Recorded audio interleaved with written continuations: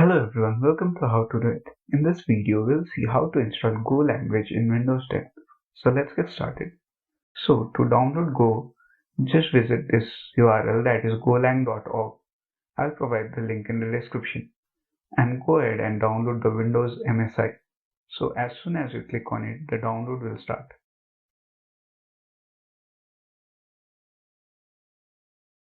Okay, so now the download has been complete, so I'll click on it to install. I'll click on next. Then I'll make sure this box is checked and then click on next. Then I'll choose the directory where I want to install the Golang. The default is fine, so I'll click on next and then I'll click on install.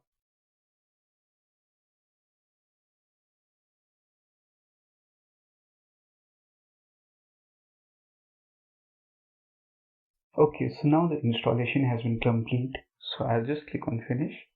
Now to check the installation, I'll just press Windows and R and type in cmd and press enter. Now I'll type in go space version. So here you can see Go is installed. So this was all on how to install Go on Windows 10. Hope you liked the video. Please do like and subscribe. Thank you.